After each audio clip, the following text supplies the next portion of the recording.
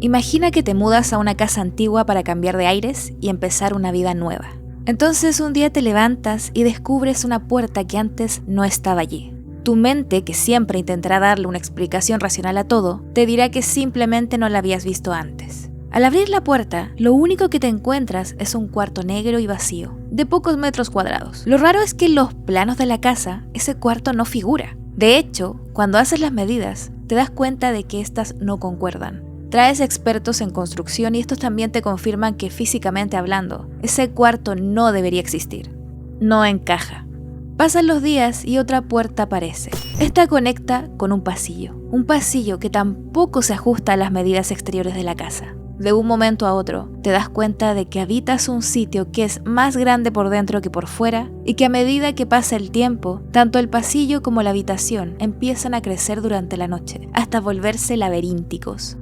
Este es el argumento de aquella obra maestra de la literatura de horror llamada La Casa de Hojas, del escritor Mark Danielewski. Un libro único en su estilo que fue publicado en el año 2000, mucho antes de que la famosa creepypasta de los backrooms apareciera por primera vez en 4chan y creara una de las tendencias del terror más populares en los últimos años. Historias sobre espacios urbanos que parecen abandonados, que no tienen sentido y se extienden de forma infinita, como una suerte de laberinto postmoderno y liminal. Probablemente más de alguno de los que me está escuchando ya haya visto la película de los Backrooms, la cual por cierto recomiendo mucho. Está dirigida por Kane Parsons, un talentoso director de cine que comenzó su ascenso a la industria tras publicar su famosísima serie de los Backrooms y que captó la atención de la prestigiosa productora A24. Tanto La Casa de Hojas como los Backrooms entran perfectamente en este subgénero que he decidido llamar horror arquitectónico. Pero, ¿cómo definimos el horror arquitectónico? A diferencia de las historias de casas encantadas donde el monstruo está encarnado por la presencia de fantasmas o por demonios que alteran la cotidianidad, el miedo acá no es hacia aquello que habita la estructura, sino a la propia estructura. Porque hay una diferencia entre el miedo a lo que hay en un espacio y el miedo al espacio mismo. En el horror arquitectónico, los monstruos, los fantasmas o los asesinos no existen, y si llegan a estar, su presencia es más bien secundaria y suelen tener una explicación psicológica. Y lo que hace tan interesante la estética del horror arquitectónico es que no ofrece una solución que lo resuelva. No puedes erradicarlo con un arma ni con un exorcista. Además, hunde sus raíces en 5000 años de historia. No es un concepto nuevo en realidad, sino que comienza en la antigua Grecia con el mito del Minotauro encerrado en un laberinto enorme, siempre hambriento de carne humana. Cuando un espacio arquitectónico produce miedo, no es porque algo malo esté a punto de ocurrir, sino porque el espacio mismo desborda la lógica y el raciocinio. Y si algo me han enseñado esos videos claustrofóbicos de personas atrapadas en cuevas, es que pocas cosas producen tanta desesperación como la sensación de quedar atrapado. Siempre me han fascinado los laberintos. Por eso me gustó tanto La Casa de Hojas, porque es un libro laberíntico, tanto en su argumento como en su estética física. El autor coloca múltiples notas a pie de página, citando artículos de internet y libros que no existen, usando la propia tipografía y el diseño de las páginas para crear un texto que se dispersa, que se fragmenta hasta volverse ilegible e incomprensible por momentos, cuando el horror espacial alcanza picos intensos. Su objetivo es hacer sentir al lector atrapado, como si estuvieras dentro de un laberinto literario que debes resolver y del que debes escapar, pero que también te obsesiona, tal como le pasa a sus personajes. Y el laberinto es la primera arquitectura sin aparente sentido ni lógica que el ser humano decidió construir, pues su propósito es que quien entre no pueda salir. En el mito del Minotauro tenemos a Dédalo, un prodigioso arquitecto a quien el rey Minos de Creta ordena construir un laberinto enorme. El objetivo de esta estructura era confinar al Minotauro, un monstruo nacido de la copulación entre su esposa y el toro blanco. De este acto nacerá Asterión, una criatura sedienta de carne, mitad toro, mitad hombre, que se alimentará cada 9 años de 14 adolescentes enviados desde Atenas como tributo por perder la guerra. Teseo, el hijo del rey de Atenas, se ofrecerá voluntariamente como tributo y Ariadna, la hija del rey Minos, se enamorará de él y le dará el famoso hilo con el cual le ayudará a escapar del laberinto. Teseo matará al Minotauro, seguirá el hilo de vuelta y escapará con Ariadna. Pero si lo pensamos, el Minotauro en realidad es una víctima. Él no eligió nacer. También podemos tomar este mito como una metáfora. Todos nos hemos visto obligados a recorrer laberintos situacionales, en los cuales hay algún monstruo monstruo con el cual luchar. Al salir de esos espacios somos alguien diferente, alguien transformado. Puede ser para bien o para mal. Además, la sensación de sentirnos perdidos en la vida, como si ésta nos atrapara en callejones sin salida, es algo con lo que todos nos podemos identificar. Por eso el horror arquitectónico juega tanto con lo psicológico, porque de forma inconsciente transformamos esas estancias laberínticas e ilógicas en una especie de espejo de nosotros. En la película de los Backrooms, estas habitaciones y pasillos infinitos que conectan con más estancias sofocantes reflejan los espacios mentales de quienes entran, aprovechándose de sus traumas, de aquello que intentan reprimir, como si nuestras mentes fueran estructuras infinitas con habitaciones y sótanos en los cuales guardamos cosas que nos avergüenzan, cosas que no nos gusta admitir ni recordar. ¿Alguno de ustedes ha soñado que entran en casas infinitas donde recorren pasillos y habitaciones que jamás se repiten? ¿O que logran meterse por espacios pequeños en los que no deberían poder entrar? A mí me pasa mucho esto. Siempre sueño mucho y a menudo sueño que entro en una casa con habitaciones extrañas, donde a veces incluso encuentro selvas o bosques. Y mi conclusión es que lo que estoy recorriendo en realidad es mi propia mente, mi propio subconsciente. Por eso, el horror arquitectónico no viene del monstruo que lo habita, sino de la estructura que lo hace posible.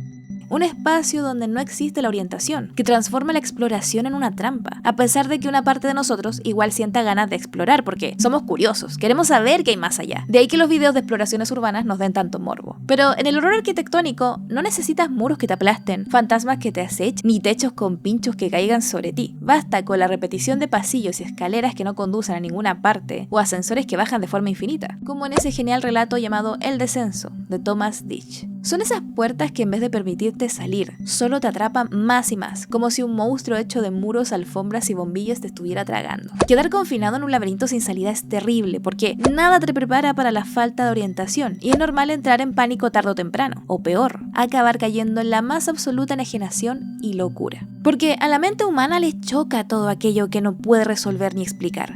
De ahí que el cerebro libre dopamina cuando tachamos listas de tarea completas o resolvemos un puzzle. Hace poco descubrí la obra de Tsutomu Nihei, y si les gusta esta estética, les recomiendo mucho su manga Biomega y Blame. Su arte realmente me ha gustado mucho por la expresividad de su línea desprolija y el buen uso de la tinta para crear sensación de movimiento. En Blame, por ejemplo, tenemos la megaestructura, un laberinto a escala planetaria que se ha expandido durante milenios sin control ni propósito reconocible. Sus habitantes no saben dónde termina y eso es lo más aterrador, ya que sus corredores se extienden en todas direcciones sin ofrecer ninguna orientación ni un destino o propósito. Los personajes son insignificantes frente a esta arquitectura, pues se trata de un espacio que no parece haber sido construido para ser habitado por ellos. Tampoco puedo dejar de pensar en la obra literaria de Thomas Ligotti, un escritor contemporáneo de terror que también utiliza el horror arquitectónico para crear atmósferas opresivas e inquietantes, donde los personajes se encuentran irremediablemente atrapados. Uno de mis relatos favoritos de Ligotti es La Torre Roja, donde el personaje principal no es una persona, sino una fábrica extraña que surge en medio de la nada. Una fábrica sin puertas ni propósito lógico que de alguna manera parece palpitar y estar viva. Las 3 plantas de la fábrica en ruinas se erguían en un paisaje sin otro elemento destacable. Aunque un tanto imponente a su manera, ocupaba tan solo una mínima parte del vacío grisáceo que la rodeaba, y su presencia servía de mero acento sobre un horizonte desolado. Ninguna carretera conducía a la fábrica, y tampoco había rastro de que hubiera existido alguna que llevara hasta allí en un pasado remoto.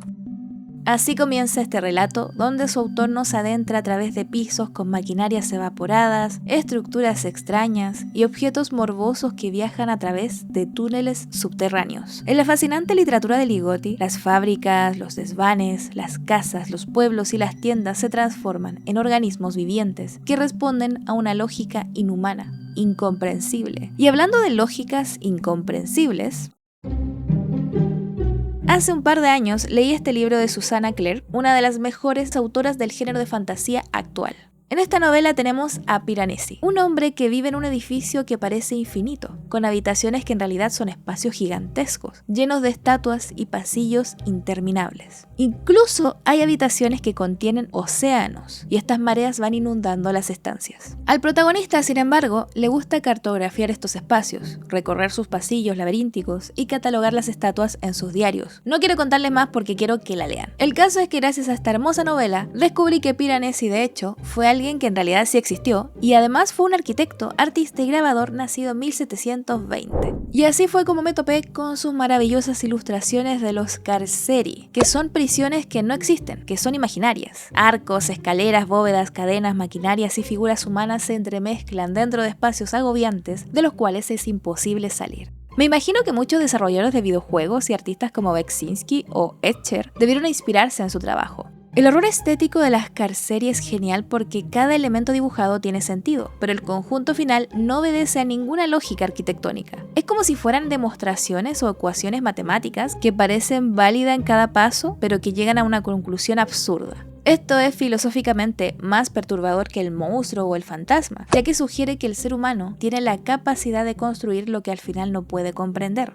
En el arte esto pasa muchísimo. El artista a veces pinta cosas que parecen surgir de una zona misteriosa e incomprensible de su mente, donde solo habitan símbolos. Por eso a veces ni el propio artista puede explicar lo que ha creado. Y en ese misterio reside la belleza de ciertas obras, como las de Leonora Carrington o Remedios Varo, que pintaron escenarios esotéricos y fantásticos, donde las arquitecturas también desafían toda lógica.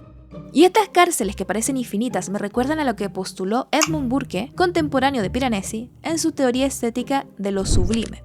Burke propone que lo sublime no es lo bello como tal, sino lo que excede la comprensión y produce una mezcla específica de terror y fascinación, por tratarse de estructuras, paisajes o lugares que empequeñecen al ser humano y que nos vuelve conscientes de nuestra insignificancia cósmica. En lo sublime, cosas como la oscuridad, la vastedad, la infinitud y la magnificencia son utilizadas como elementos estéticos, solo que en el caso de la obra de Piranesi, no es la montaña ni el océano lo que sobrepasa la presencia humana, sino una arquitectura aparentemente fallida. En su crítica del juicio, Kant sostiene que lo sublime matemático es la magnitud que excede la imaginación y produce una afirmación de la razón sobre la sensibilidad. ¿Nani? Para que quede más claro, un sujeto se siente pequeño ante la montaña, pero se recupera al descubrir que su razón puede concebir lo que su imaginación no puede representar. Hay una explicación para la existencia de dicha montaña en el ecosistema del mundo, así como los océanos y los bosques. Pero los espacios que dibujó Piranesi no permiten el retiro kantiano hacia la razón, porque ya son productos de la razón. No hay posición exterior desde la cual la razón pueda contemplarlos y superarlos. El laberinto fue construido por un arquitecto, no por la naturaleza. Y por ende, la estructura arquitectónica sobrepasa la misma razón, que es lo que pasa también con los backrooms. Los románticos también lo entendieron inmediatamente. Thomas de Quincey, por ejemplo, en Confesiones de un comedor de opio, describe visiones que podrían haber sido dibujadas perfectamente por Piranesi. Espacios que se expanden cuando los recorres, escaleras que no terminan y arquitecturas que van alargándose al ritmo de las alucinaciones. Porque una droga para de Quincey produce exactamente el tipo de experiencia espacial que Piranesi había visualizado, el espacio como estado mental deformado. Y menciono todo esto porque la conexión entre arquitectura imposible y estado psíquico es fundamental en el horror arquitectónico. Por ejemplo, el expresionismo alemán parece haber sido el primero en llevar este concepto al cine, con El gabinete del Dr. Caligari. En esta hermosa película, la arquitectura está distorsionada. Hay ángulos oblicuos y perspectivas que son literalmente la exteriorización visual de la mente perturbada del narrador. Otras obras audiovisuales que contienen horror arquitectónico son El Cubo, donde la gente despierta atrapada en estas agobiantes estructuras cúbicas, o la serie Severance, donde el abuso laboral y el horror burocrático está perfectamente representado en estas oficinas infinitas, con sus pasillos impersonales y esas luces frías que pretenden convertir a sus trabajadores en máquinas impersonales. A su manera, la obra de Kafka, por ejemplo, también tiene un poco de horror arquitectónico, sobre todo en sus novelas El Proceso y El Castillo. Jorge Luis Borges también exploró la arquitectura como experiencia metafísica, cuando escribe La Biblioteca de Babel, un laberinto hecho biblioteca. El horror acá proviene de la infinitud, pues sus habitantes nacen, viven y mueren dentro de ella sin alcanzar jamás sus límites. No hay una afuera. El espacio no puede ser cartografiado no porque sea complejo, sino porque es ilimitado. Y la ilimitación es para el cuerpo finito la forma más pura del horror espacial. Nos aterra lo infinito, lo que no se puede dimensionar. A mi parecer, Edward Hopper fue uno de los pintores que más se acercó al horror arquitectónico desde una mirada existencialista. Sus restaurantes vacíos a medianoche, esas habitaciones de hotel con luz artificial o esas oficinas después del horario laboral están impregnados de una soledad estructural que no depende de lo que ocurre en ellos, sino de cómo están configurados. La luz que viene de adentro cuando afuera es de noche, la ausencia de intimidad en espacios íntimos, la sensación de que los personajes no pertenecen al espacio que habitan, aunque estén dentro de él. Es como si los personajes fueran el decorado y las arquitecturas los personajes. Por eso, Hooper no pinta el horror, sino la condición previa a él, el espacio que ya está fallando antes de que algo malo o extraño ocurra.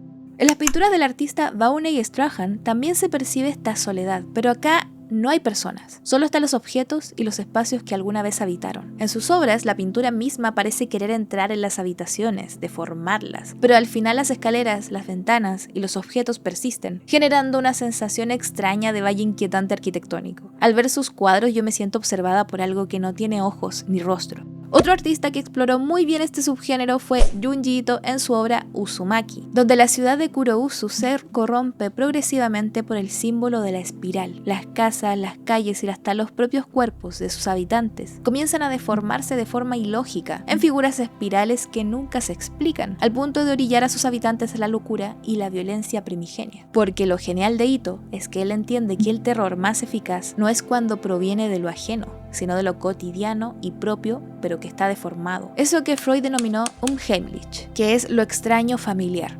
Quiero mencionar una segunda categoría del horror arquitectónico, pero esta no depende de la geometría ilógica ni del Unheimlich espacial, sino de la escala que aplasta, esas arquitecturas que no fueron diseñadas para el cuerpo humano. Antes mencioné que Burke incluyó la vastedad entre las fuentes de lo sublime y que luego Kant la teorizó como sublime matemático. Pero hay una diferencia crucial entre la vastedad que te eleva espiritualmente, como las catedrales góticas, las montañas nevadas o el océano, porque en lo sublime, la escala hace sentir al sujeto parte de algo mayor, lo hace parte de un orden cósmico incluso si él es humilde dentro de este. Pero en la vastedad que aplasta, el ser humano solo es reducido a una insignificancia funcional.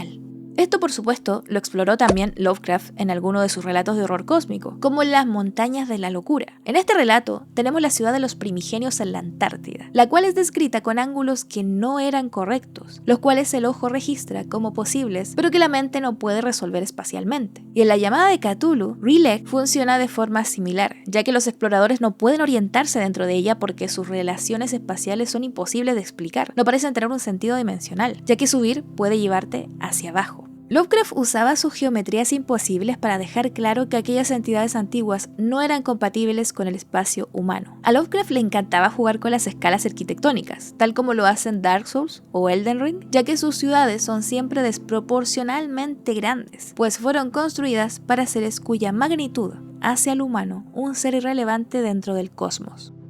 Por eso en las montañas de la locura se dice que los bloques de piedra que componen la ciudad tienen dimensiones que ninguna tecnología humana conocida podría mover. La dimensionalidad que hace que el ser humano se transforme en un ser insignificante y aplastado por fuerzas o por seres que no puede enfrentar es algo que también vemos en las pinturas de Beksinski, con estos sombríos edificios posapocalípticos y sus ciudades decadentes, así como en los videojuegos que mencioné antes, Dark Souls y Elden Ring. Una arquitectura que sobrevivió a los seres que la produjeron y ahora existen como un enigma de escala. ¿Qué habitó estos espacios? ¿Para qué magnitud fueron diseñados? El horror arquitectónico acá no proviene de la amenaza, sino de la evidencia arquitectónica de que existieron seres ante los cuales los humanos eran lo que las hormigas son para nosotros.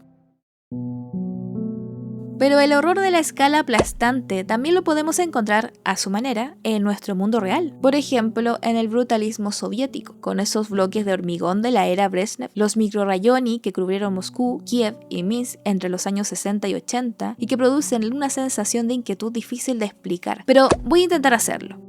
Acá lo que aterra no es la escala de la grandiosidad, sino la de la repetición. Miles de unidades idénticas, los famosos panelax, apiladas hasta el horizonte, como gigantescas piezas de Lego sin color, con fachadas que parecen generadas por un algoritmo sin criterio estético. Son espacios diseñados para procesar cuerpos con una eficiencia máxima y en cierta medida claustrofóbica y hasta cruel, ya que son arquitecturas planeadas por un estado de bienestar en regímenes socialistas. Una estética que han intentado recrear algunos videojuegos como Babdi, Concrete Tremor o Nice Sans, también en el manga Blame, del cual ya les hablé antes, o el artista Peter Grieg, con esas arquitecturas monumentales y colosales que parecen querer tragarse el mismo paisaje y parecen testificar lo que quedó de la civilización humana. Sus paisajes arquitectónicos son caóticos, con un aire posapocalíptico que me encanta, pues refleja una estética brutalista que sobrevivió en el tiempo. En el brutalismo, el individuo no es aplastado por la grandeza, sino disuelto en la repetición y la frialdad. No eres pequeño frente a algo enorme, eres intercambiable en algo infinitamente replicado. Se pierde la identidad y la humanidad para priorizar la practicidad. Es la estética arquitectónica de la misma depresión y la represión política, que levanta bloques de concreto para atrapar a sus ciudadanos dentro de ellos como si se trataran de hámsters o pájaros. Y esta completa falta de identidad a través de las megaestructuras también son, a mi parecer, un escenario de horror. De ahí que nos resulten tan inquietantes los espacios liminales.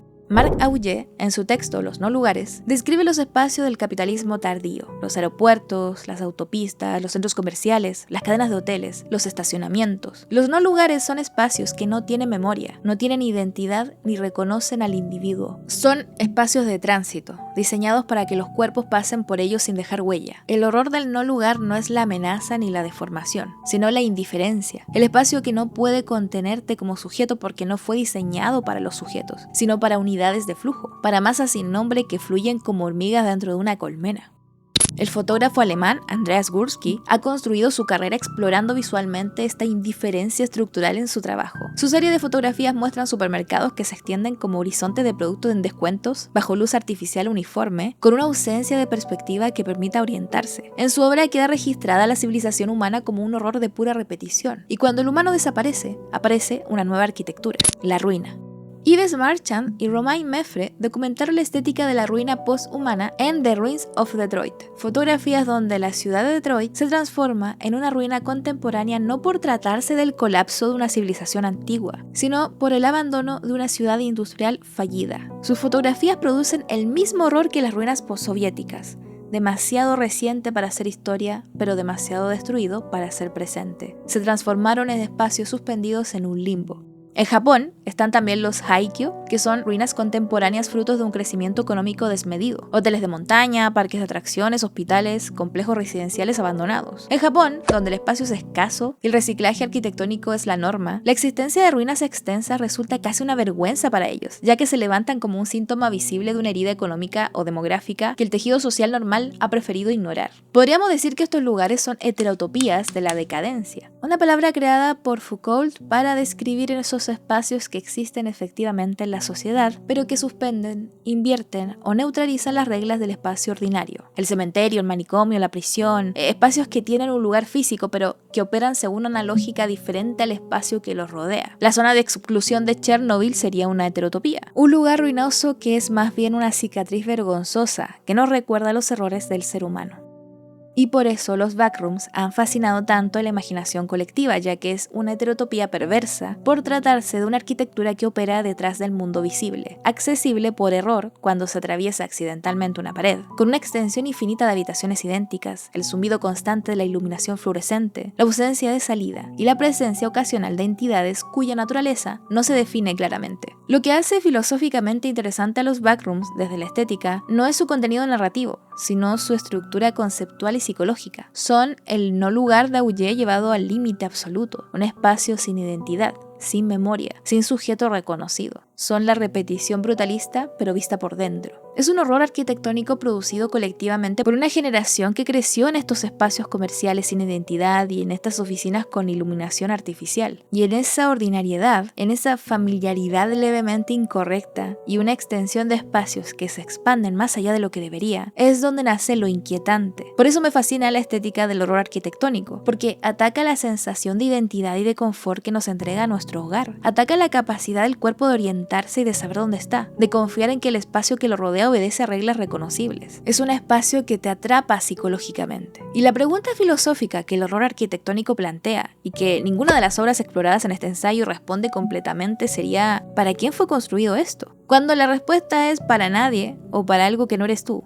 o para una función que ya no existe, o para una escala que no es humana, entonces es cuando surge la monstruosidad, el monstruo convertido en la arquitectura misma, que existe antes de cualquier habitante y que existirá después de todos ellos. Y pensar que muchos edificios sobrevivirán a generaciones de personas es muy extraño, porque si bien nosotros sí necesitamos los espacios, estos en realidad no nos necesitan a nosotros, van a seguir allí, sobre los huesos de los muertos. Piranesi lo sabía. Por eso sus carceri no tienen puertas hacia afuera, porque no las necesita, ya que el horror no está en el hecho de que no puedas salir. El horror está en que el espacio es indiferente a si sales o no. Muchas gracias por llegar al final de este video, espero que les haya gustado, disfruté muchísimo hacerlo y como siempre un abrazo gigante a mis Patreons y también a los miembros del canal. Ustedes son los que me mantienen aquí, mil gracias por todo el apoyo que me dan, ahora mismo están apareciendo en pantalla. Aprovecho de comentarles que tengo un podcast con una amiga llamado Castillo Infinito, no se lo pierdan, y también si les gustan mis acuarelas y quieren aprender a pintar con esta técnica, en mi Patreon subo tutoriales, además tengo subido un podcast más personal, entradas de mis diarios, fondos de pantalla y bastantes cositas que les pueden interesar. Dicho esto, recuerda que no necesitas ser un genio para ser un artista genial. Hasta pronto.